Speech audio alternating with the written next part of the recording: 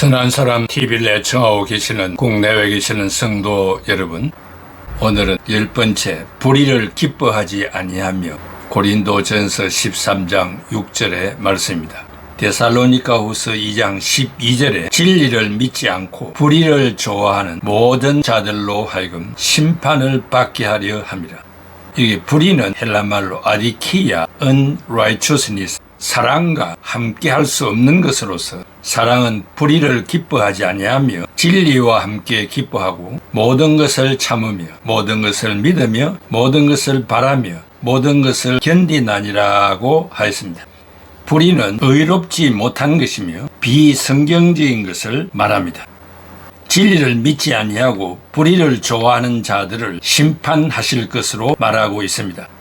세상에 종말이 임박했다고 생각한 데살로니가 교인들은 일하는 것을 그치고 하늘만 쳐다보는 삶을 사는 신세가 되었습니다. 그들은 재림에 대한 이단의 잘못된 가르침에 크게 동요하였습니다. 그러므로 바울은 그들이 건전한 생활과 참된 교훈으로 돌아오기를 요구하였습니다. 이런 거짓된 가르침을 바울에게서 받았다고 조작된 거짓 편지가 교인들에게 회자되었습니다. 불법으로 은밀하게 행해지는 불법의 세력이 항상 작용하고 있었습니다. 이러한 배후에는 언제나 사탄이 개입되고 있습니다. 이런 세력을 심판하시겠다고 하였으며 기뻐하시지 않는다고 했습니다. 이런 것들을 불의라고 정의하였습니다. 불의와 거짓 뉴스와 속임수를 멀리하고 사랑의 화신으로 살아야 합니다. 11번째, 진리와 함께 기뻐한다. 범죄한 인간은 진리로 승리하는 것을 기뻐하지 않을 때도 있고 진리의 외침을 애써 외면할 때도 있습니다. 그러나 사랑의 하나님은 진리 외에 어떤 불의도 기뻐하지 않는다고 하였습니다. 처음도 사랑의 진리요, 마지막도 사랑의 진리입니다. 사랑에 4가지 긍정이 있습니다. 7절에 모든 것을 참으며, 항상 이것은 현재입니다. 계속 참아야 합니다.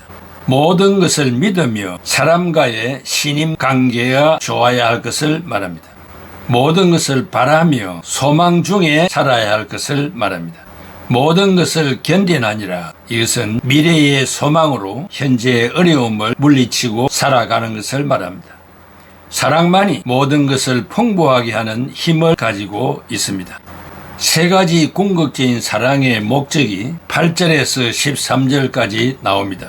영원한 사랑, 인간의 사랑은 일시적이라도 하나님의 사랑만은 영원하다고 했습니다. 또한 절대적이고 완전한 사랑, 우리는 모든 것을 거울을 보는 것처럼 희미하게 보지만 그때는 그리스도 안에서 만물의 완전을 보게 될 것입니다. 고린도전서 13장 12절에 우리가 지금은 거울을 보는 것 같이 희미하나 그때는 얼굴과 얼굴을 대하여 볼 것이요 지금은 내가 부분적으로 아나 그때는 주께서 나를 아신 것 같이 내가 온전히 알리라. 그때는 사람을 위시해서 모든 것들의 본래적인 그 진가를 알게 될 것을 말하고 있습니다. 또한 절대적이고 최고성인 사랑, 믿음, 소망도 크지만 사랑은 이것들보다 더욱 큽니다. 사랑은 믿음을 태우는 불이며 소망을 현실로 변화시키는 요소입니다. 믿음, 소망, 사랑은 영원한데 만약 이 중에 어느 하나를 상실하면 다른 것들도 소멸됩니다. 이 사랑은 은사 중 하나가 아니며 하나님의 본질이기 때문입니다. 사랑은 인격의 완성이요, 인간관계의 완성이요, 신앙의 완성이기 때문입니다. 사랑은 언제까지나 떨어지지 아니하되라고 번역되어 있어서 이해도가 낮았습니다. 그러나 킹 제임스 버전에는 영어로 사랑은 실패하지 않는다라고 되어 있습니다. Love never fails. 부모님의 자식 사랑, 하나님의 구속자의 사랑은 결단코 실패하는 법이 없다는 말입니다. 이러한 영원한 사랑 위에 기본적인 은사들이 활용되어야 열매를 맺을 수 있습니다. 은사에는 3가지가 있습니다. 죄를 깨닫게 하는 은사. 요한복음 16장 8절에 그가 와서 죄에 대하여, 의에 대하여, 심판에 대하여 세상을 책망하시리라.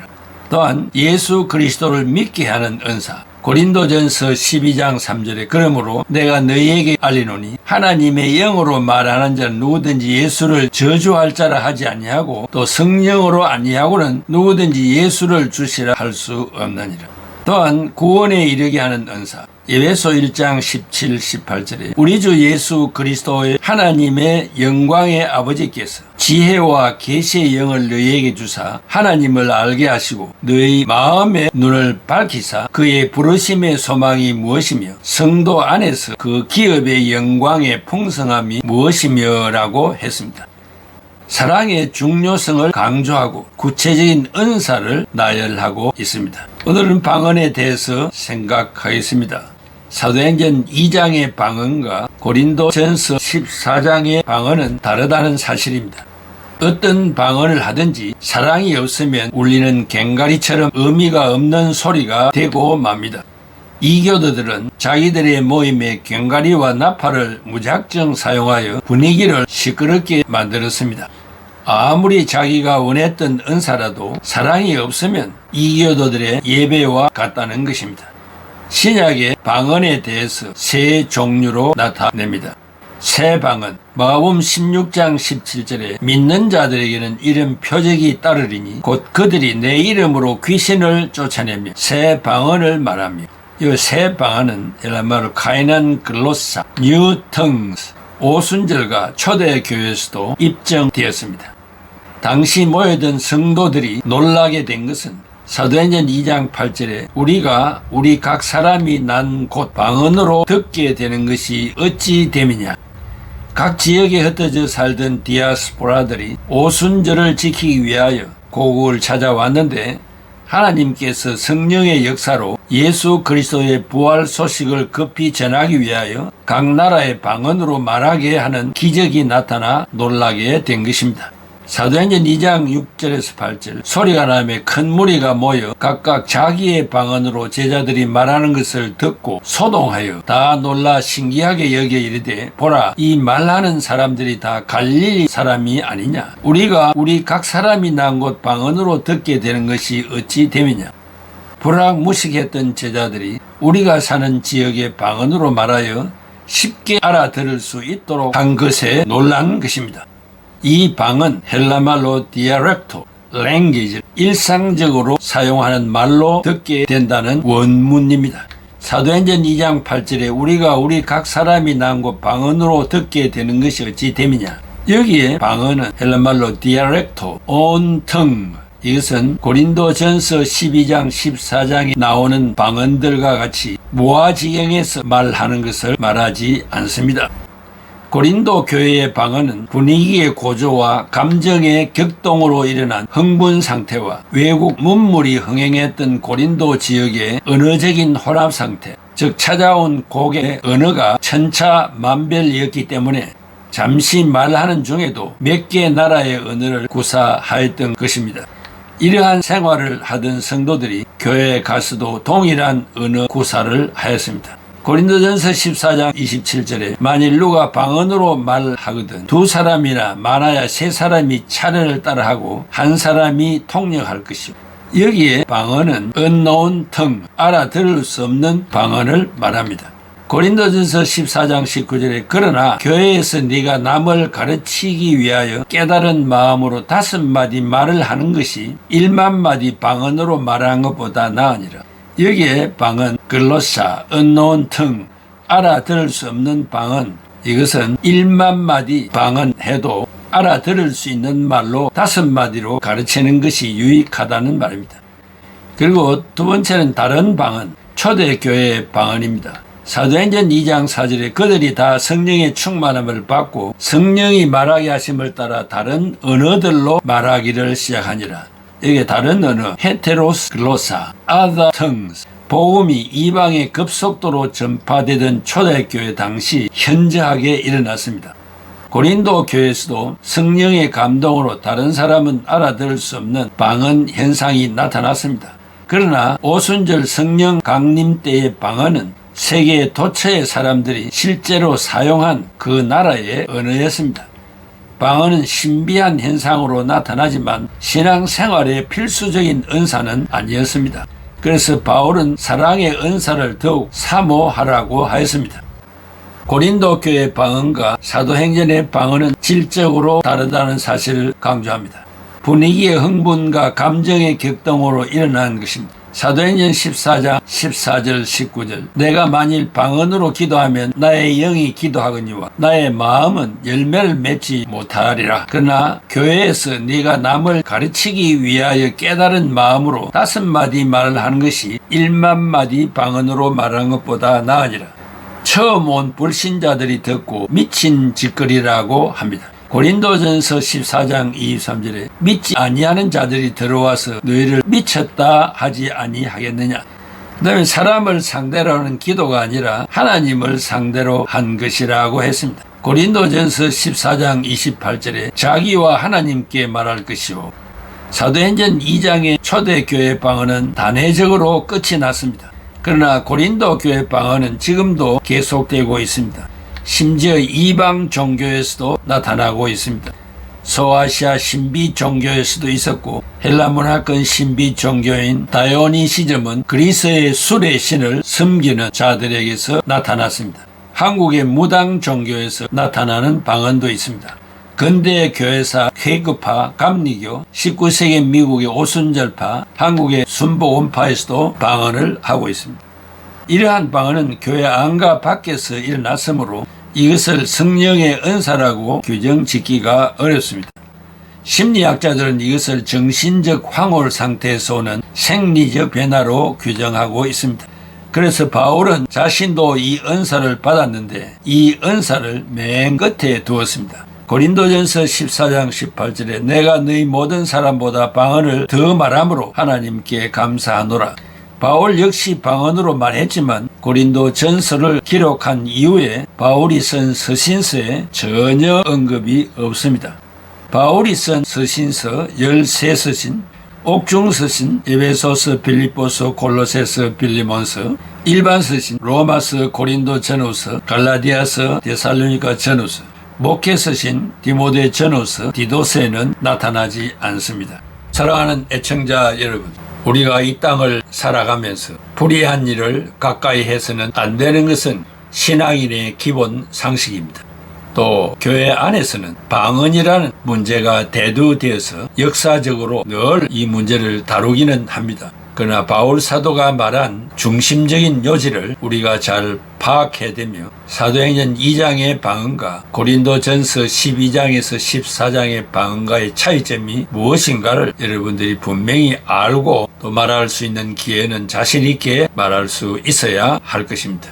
이런 것은 내가 가진 신앙과 말씀 지식을 남에게 표현하여 그들을 설득하고 진리의 터전 위에 세우게 하는 놀라운 일이기도 합니다.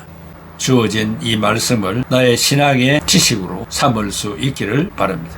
기도하겠습니다. 고마우신 아버지 하나님, 은혜와 사랑을 감사합니다. 오늘의 주어진 이 말씀을 한 귀로 듣고 한 귀로 흘러버리지 않게 하시고 생동력이 넘치는 말씀으로 받아서 내 자신이 순종하며 또한 많은 사람을 옳은 대로 인도하는 이 사명을 잘 감당케 해주시기를 바랍니다. 혼탁한 교회 생활과 또 이 사회 여러 가지 측면에서 믿음을 지키기 어려운 이런 혼란기에 우리들만이라도 바르게 서서 믿음을 실천하는 자들이 되도록 은혜를 베풀어 주옵소서. 예수 그리스도의 이름으로 기도하옵나이다. 아멘.